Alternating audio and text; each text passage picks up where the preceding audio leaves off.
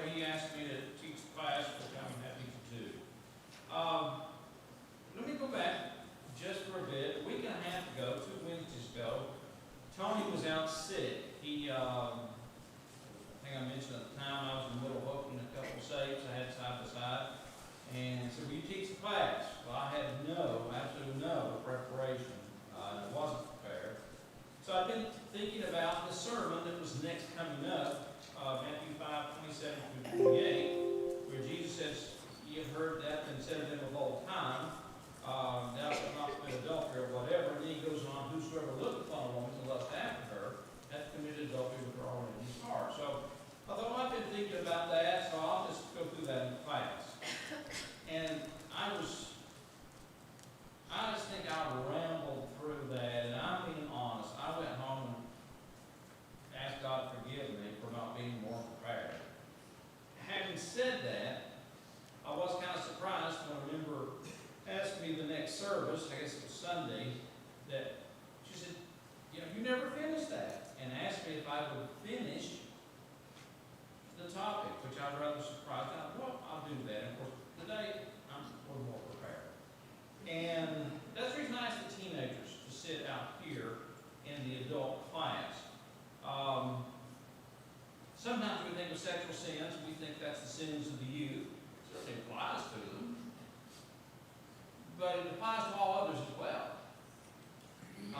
It's been a good while since I preached on the topic, and I mentioned this true story back several years ago, whenever movies were on CDs and DVRs, things like that.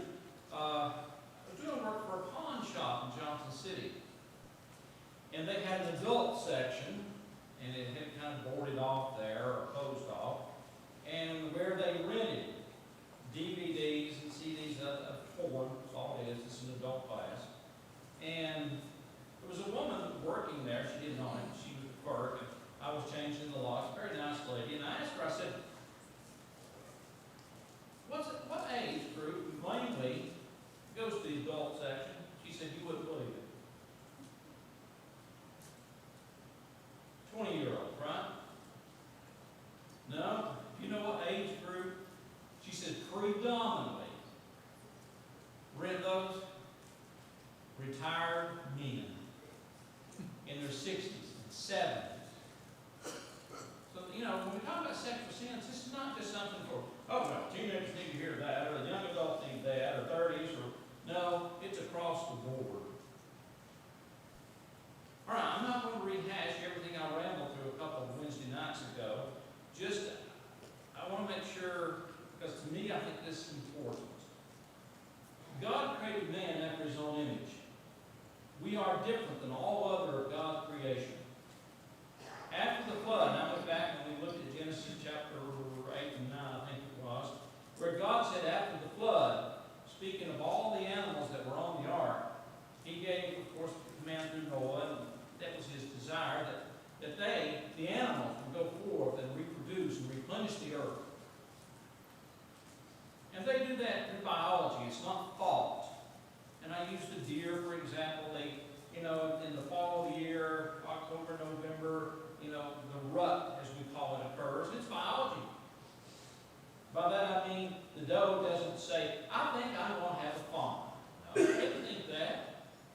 Through nature, she becomes an estrus, the buck. He can sense that. They breed. It's an act. Same way with cattle out in the field, a little different. But it's biology. Humans are different. The mind is where this occurs. And of course, as I pointed out, and at the end of this, if we have time, that God created sex to be within marriage. As I had a professor that taught, he said, sex is a topic that only married people can speak. It's like a language that, under God's law of things, only married couples don't speak. Hebrews 13:4. I thought I wrote that, but I can't write it, so let me just turn and read that. Hebrews 13 and verse 4. I can once I see it here, I think. Marriage is honorable in all, and the bed undefiled. But whoremongers and adulterers So, and that's where creation, the aspect of sex within marriage is, yes, for the benefit of the couple. I think it strengthens the union and binds them closer together. It's something they share with none other except each other in this union.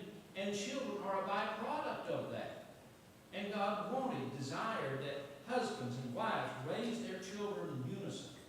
That was His idea from the beginning. Okay, now, back to where we want to start our lesson. In Matthew 5, verse 27.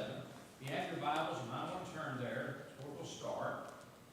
Jesus, of course, being deity, knew the problems with sexual sins. By sexual sins, I mean outside of marriage, whether it be those who've never married or adultery, that's a specific word that deals with someone who is married having sex outside of the marriage. It is called adultery. And by the way, and I say this, I think everyone probably understands this, but I want to make sure, especially our view, sex is not dirty. Sex is not evil. Playboy didn't create sex. God did. God made us as human beings. Yes, we have the capability of expressing ourselves sexually. And then it's a beautiful thing. It's a wonderful thing. Again, He designed it in marriage, though. Outside of that, I'm going to show you time and again that it's only problematic.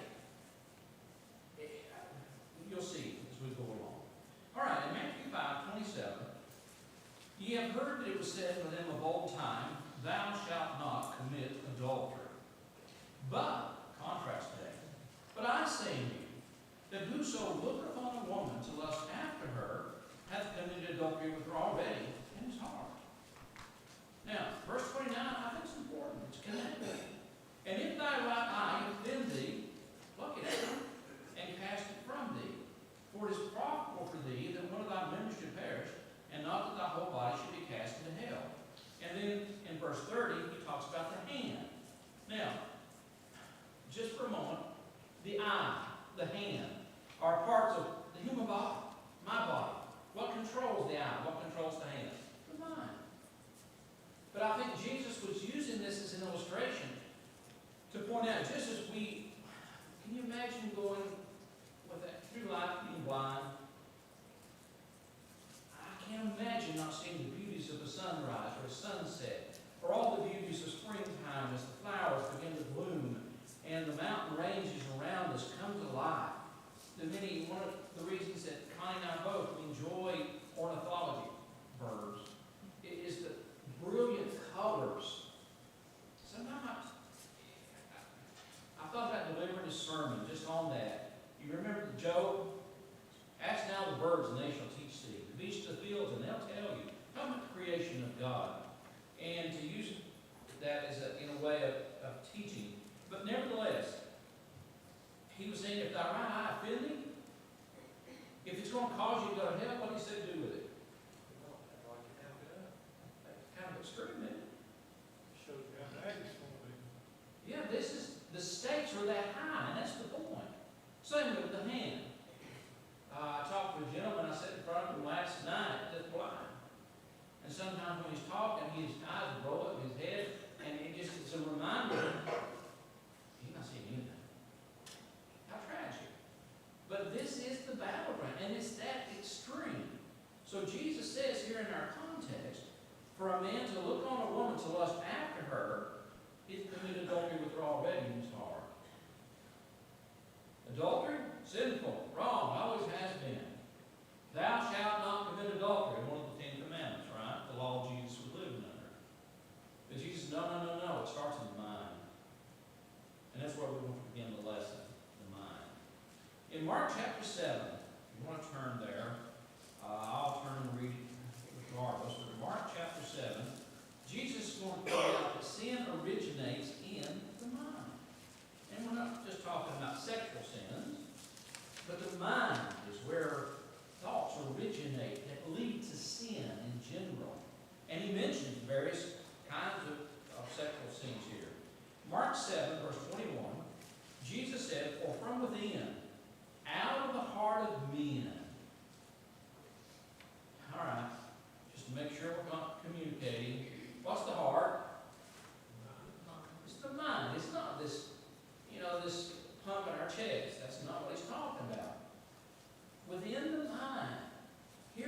these things originate?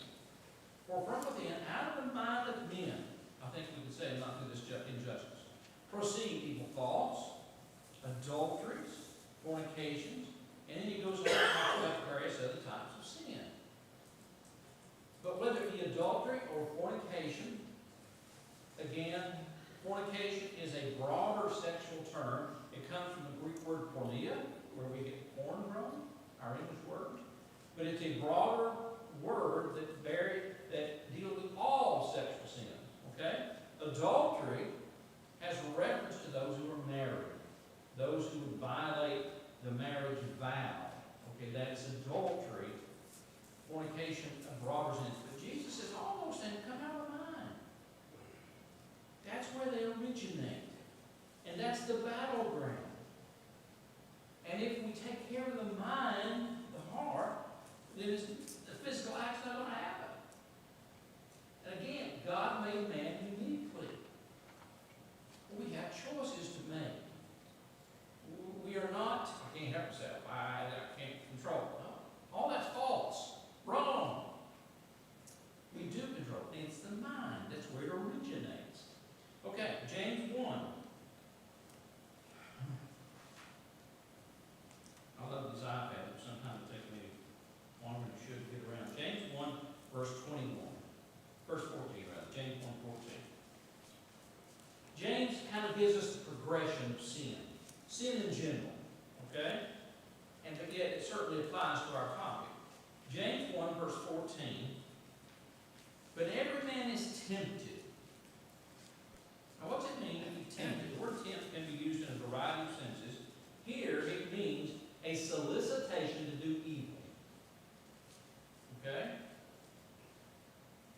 A solicitation to do what's wrong. Every man is tempted when, here's the progression of it, when he is drawn away of his own lust and enticed. He's drawn away of what? His lust. A person is tempted when he's drawn away of his own lust and enticed. Then it goes on. Then when lust hath conceived, and he's not talking about a child being conceived in context. When lust hath conceived, what does that mean? Here's the lust, it's in the mind. When it's conceived, sin brings sin. It becomes reality. Yes. It's brought to fruition. It's acted upon.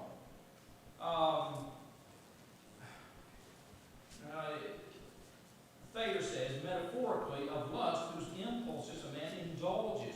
Again, it's when it's acted upon, bringeth forth sin, and sin, when it's finished, brings death.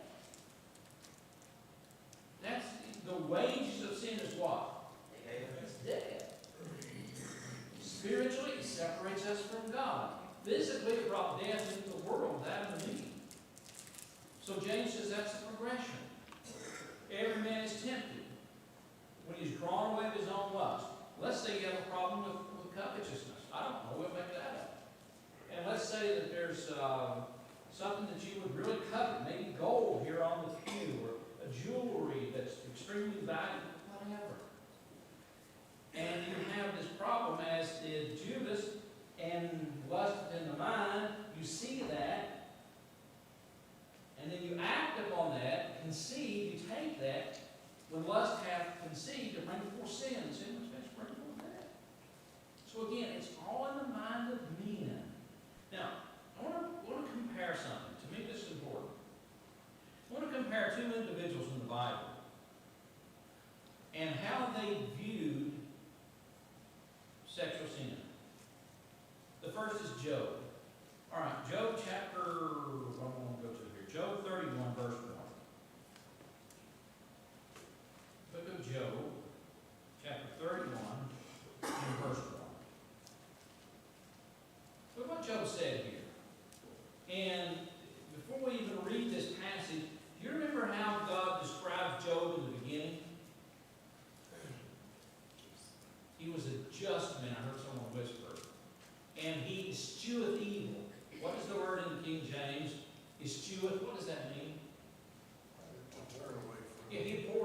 turn from it. Now look at what Job said here. He said, I made a covenant with mine eyes. Why then should I think upon a maid? Now, was Job married? Yeah, he was married. Did he have children? He had numerous children. So he's not talking about his wife. A maid would have been someone, a young woman, not his wife. But he said here, I made a covenant with my eyes. Now, I want to kind of illustrate this, and I want to go into it deeper. Do you think he made an agreement with his eyes? I'll meet you down at the courthouse at 2 o'clock Monday, and we're going to go before a notary public.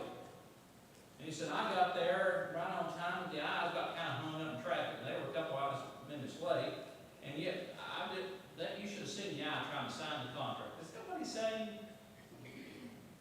The eye is part of our body, an organ part of our body. What did he mean then when he says, I made a covenant with my eyes? There's a key word I want you to come with. Thought. Sin begins in the mind. He had thought about this ahead of time. I made a covenant. I made an agreement.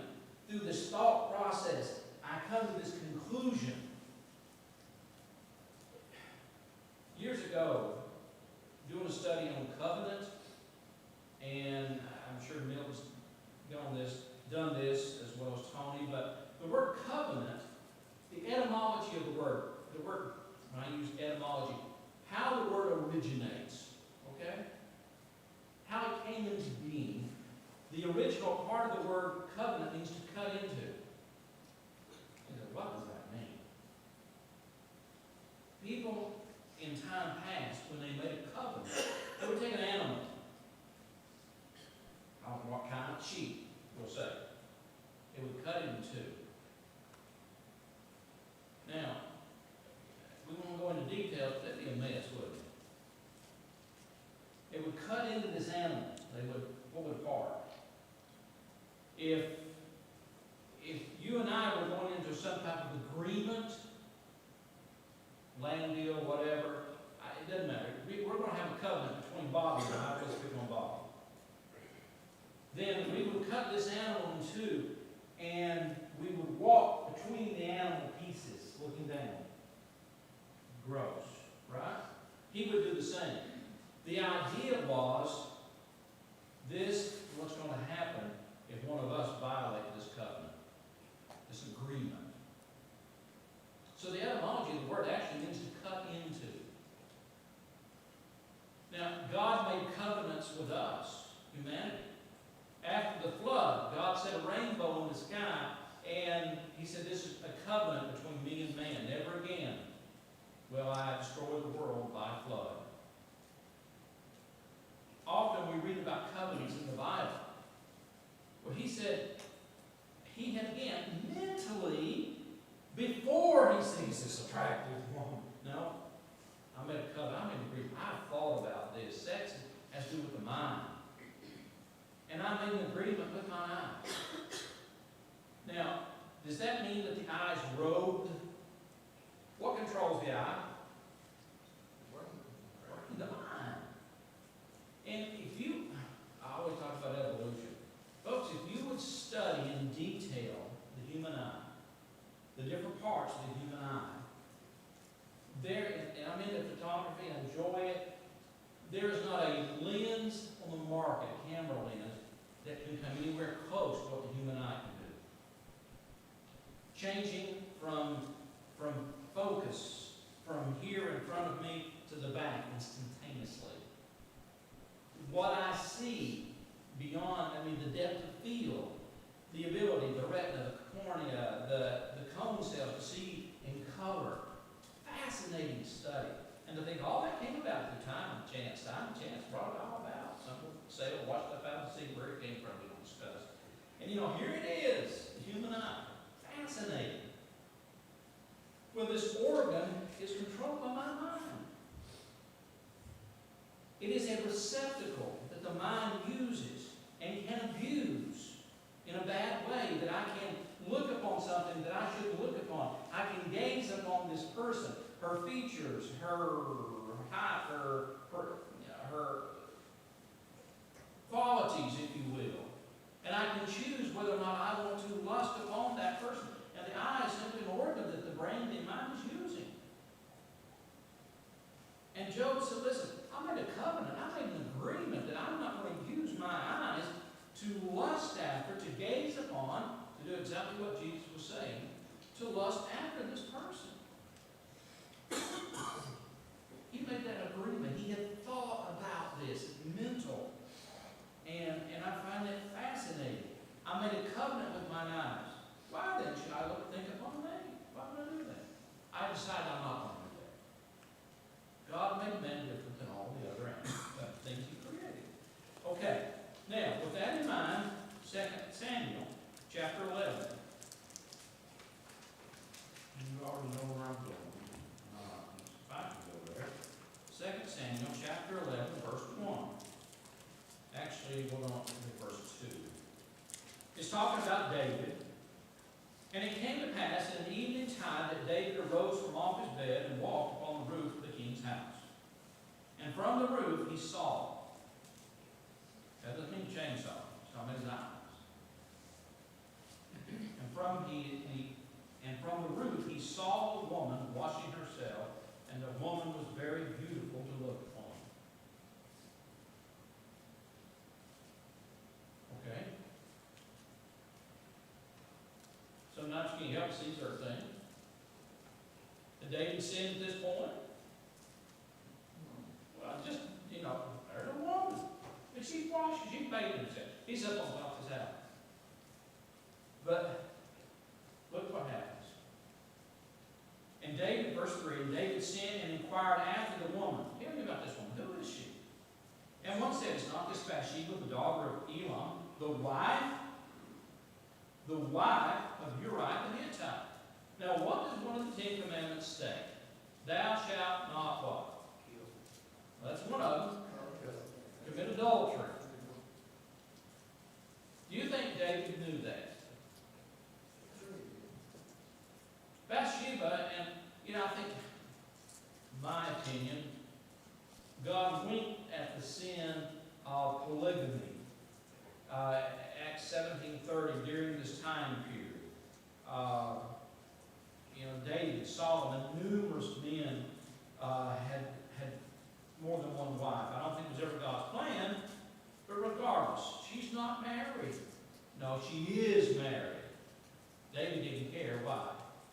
What destroyed him here? Lust, the mind.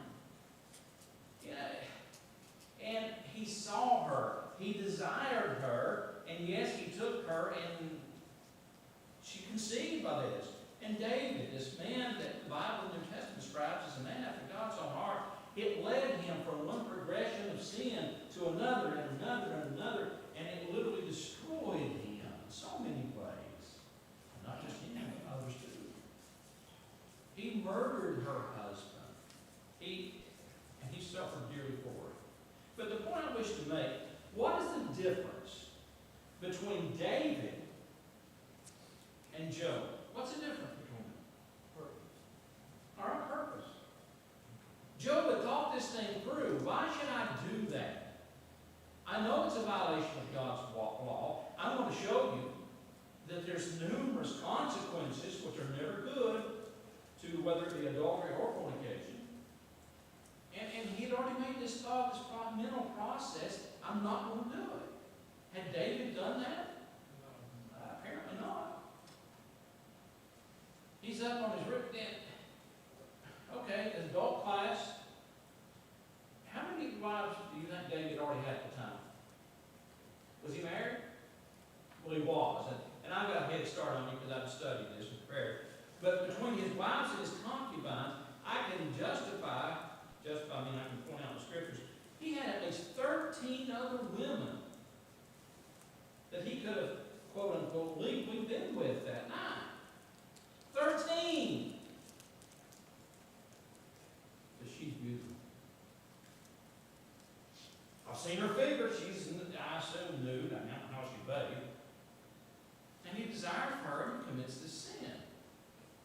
The mind is what was wrong.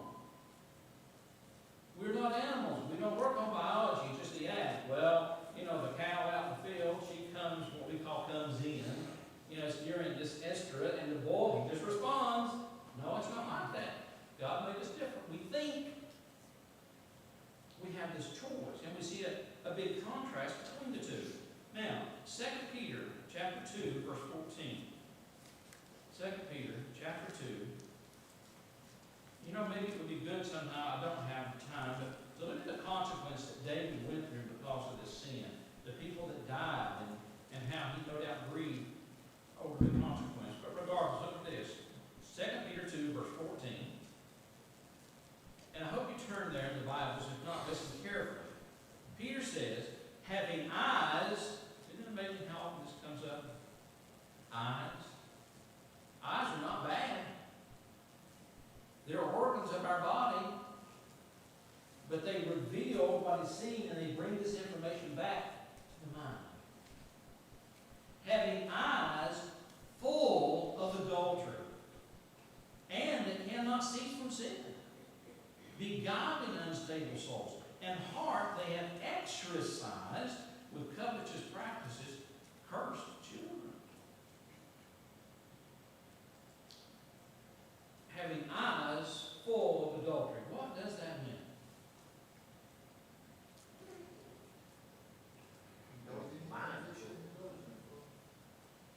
Okay, I hear different. Violating covenant. All right, violating the covenant. Somebody else say something over here. Having eyes full of adultery that cannot cease from sin.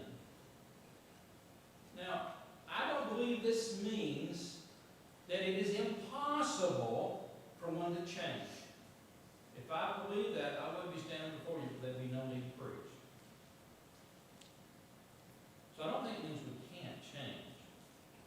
I do believe, symbolically, there's a key word. Let me just jump down to it. And heart, middle of the verse, and heart they have exercised. Now stop there. The heart's not talking about the pump. The word exercise comes from a Greek word that carries with it the idea of the games in Greek. We all know about the Olympics. The Olympics started in Greece, or the Greek games anyway. And even then, maybe not to the same extent as now, but participants, they're going to train. They're going to exercise. If I am a long-distance runner, I'm going to exercise. I'm going to be building up. Back 15 years ago, I rode a bicycle a lot, road bike. And I would train. I set a goal for myself. I'm goal-oriented. I wanted to go ride the three-state, three-mountain challenge in Chattanooga. It was, I don't even have the ride now, but it was a bicycle ride. You start in Chattanooga, and it was 100 miles in length. You covered 3 different states, and you covered three or four different mountain ranges. Okay? And it was tough. I started out actually the year before training. All through the winter, I'd be on a stationary bike, sweat dropping off me, Connie maybe put a big tag on. And in the springtime, as soon as it got warm, I'm riding. Because that ride was in May, early May, I think. I dropped down in weight. For me, that was a lot anyway. I was below 160. I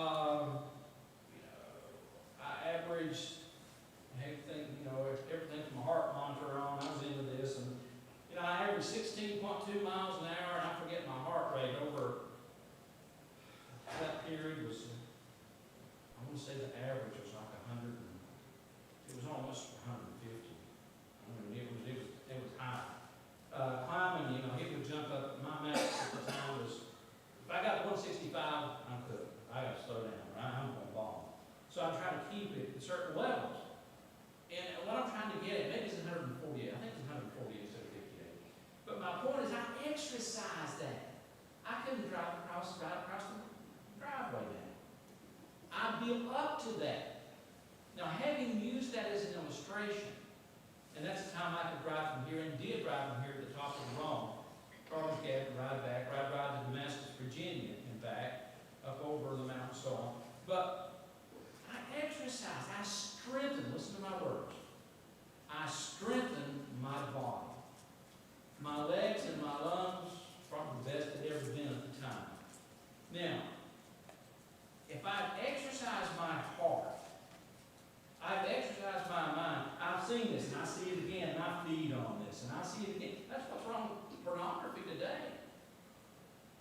And computers, where we can access, almost anything today. If I feed my mind on that, am I getting stronger? In that part? In that practice, this is what I mean. I'm not talking stronger spiritually. It's just the opposite. But I'm strengthening myself. And that's why you see child molesters. And how could a man do that to a child? Well, because they've built up to that. They have corrupted themselves. They have exercised their mind. Now, I think that's the context here when Peter says, having eyes full of adultery, and they cannot cease from sin. Why? Because they practice this in their mind. And he goes on to say, beguiling unstable souls.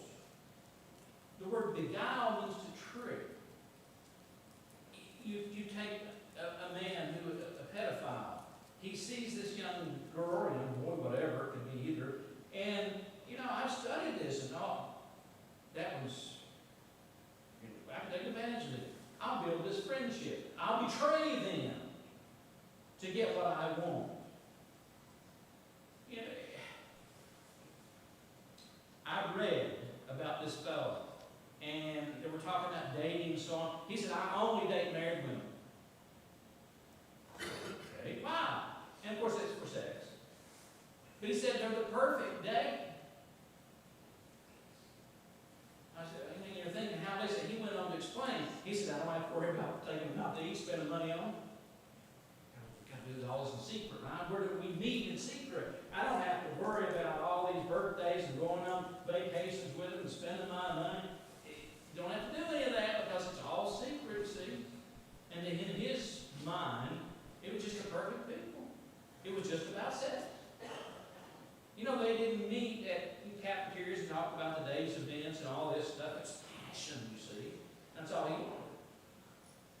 But he would see vulnerable people, someone going through a divorce, someone unhappy at home, tell them how pretty they are and how great they look, and this and that. Maybe you work with them. You see it. But a predator, beguiling unstable souls for the only purpose of fulfilling his desires. And I think that's the idea here in our text, where he says, in heart they have exercised with covetous practices. Covetous can be a lot more than just not coveting after money. Did not God say don't covet after someone's wife? Yeah. All right, Ron, you got a comment? Yeah, I watched a video of Bill Cosby doing an interview with a woman, and he made her 1,000% uncomfortable. And it was very clear after they found out what he'd done, what he was doing there, and it was all about a relationship with her. And if she was as uncomfortable as you just have to see it. Okay. I understand. That's what he had done, and he exercised his heart, and it was there. Yeah. Sad.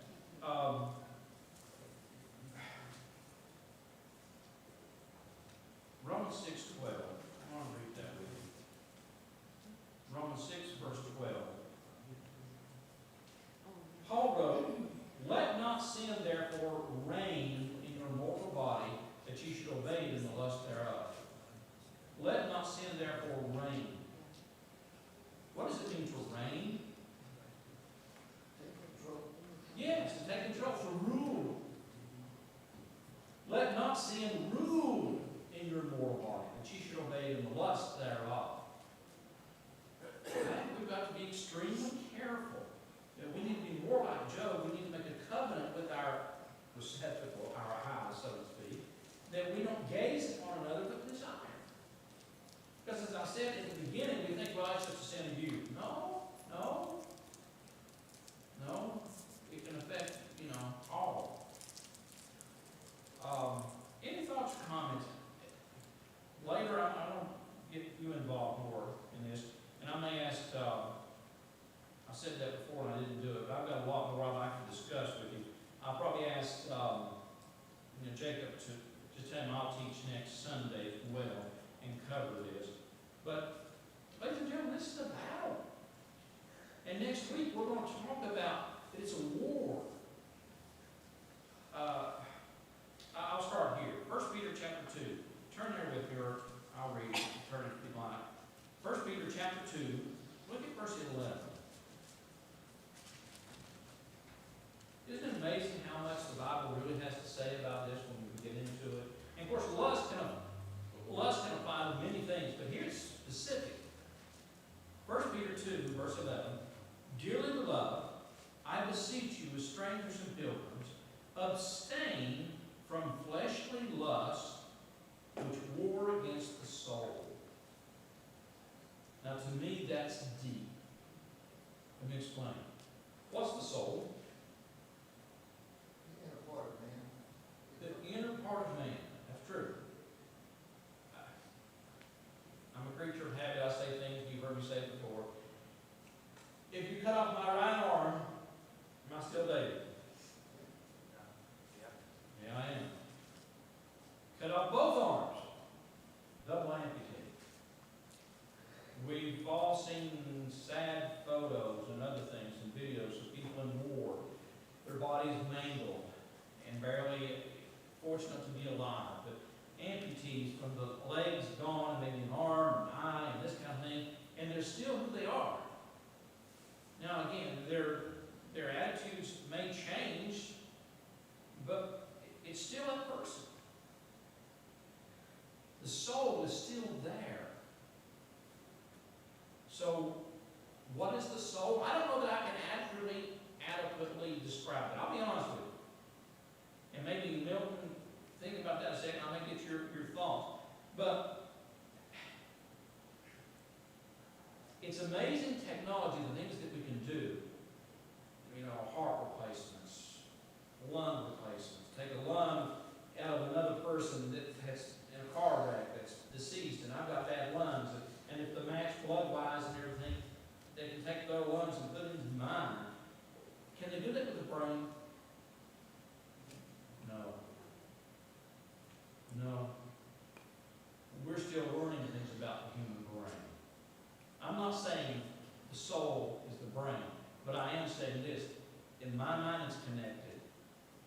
I can't, here's the puzzle. I can't put all the pieces in place, but I think it pertains to that in some fashion. Milton, any idea or thoughts on what the soul is of man? Like you said, it's too deep, and there's no quick answer concerning the soul because it's used in various ways. That's true. All right, and Ted, you're deep on many things. Any thoughts about the human soul? Many thoughts. I know I put you on the spot, but the idea is the soul of man is who we are. It's the part that's not physical. That's true. Yeah, maybe that's the best way to put it. It's the part of man that's not physical, but it's who I am. That part will never end. Now, with that in mind, our time's almost up. Look at this text again. He says, abstain from fleshly lust. We understand that. We can make application to that. He says that fleshly lust war against the soul. Now we say the mind is where sexual sins originate. The desire, the sin originates. We can use the eyes as receptacle to feed that thought process, to grow that thought